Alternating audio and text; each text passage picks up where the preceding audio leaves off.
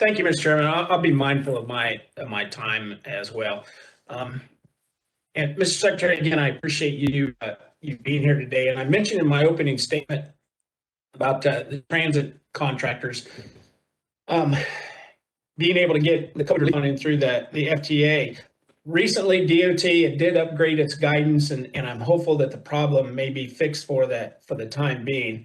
But I think it needs to be a priority that we continue to clarify that COVID relief funding needs to reimburse the transit contractors, payroll and operating expenses. They preserved those jobs. In some cases, the ridership was down to 10% of normal ridership, and they preserved all those jobs, and they kept the trains running on time. And I just hope you'll work with us and commit to ensuring that those contractors are allowed to access the COVID relief funds that Congress appropriated to the FTA.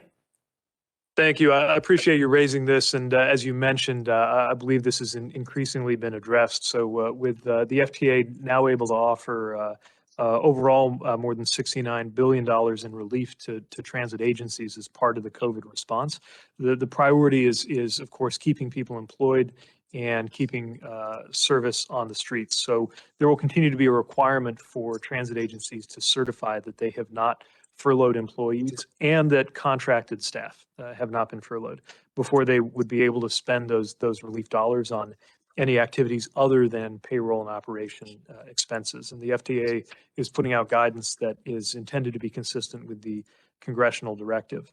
We certainly understand how important it is to keep people employed and the role of contractors in that. So thank you.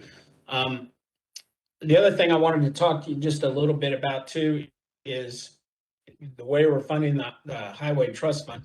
And obviously, traditionally, highway infrastructure has always been paid and maintained by the users, and that's always been through a fuel tax.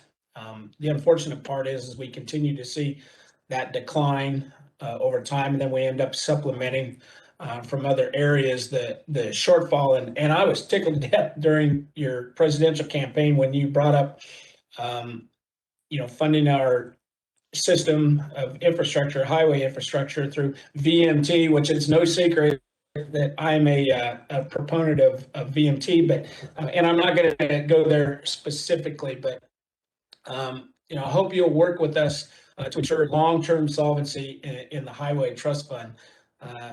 By working with us, obviously, to ensure a viable user fee system. And that's one of the nice things about transportation in our arena is we still have true trust funds throughout the system, and we want to make sure that they are that they're viable and that everybody that uses those systems, obviously pays in. So I just, there's no real question here. I just want to make sure that you continue to work with us as we find ways to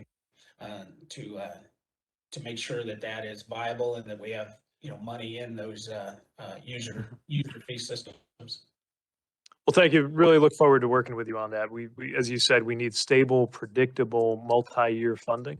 And yet, both because of difficulty in Washington adjusting the gas tax historically and looking to the future, the changing role of gasoline in the use of cars outright, we're obviously going to need to come to more solutions if we want to preserve that user pays principle. So thank you very much, Mr. Chairman. I'll yield back so we can get to other questions. Okay.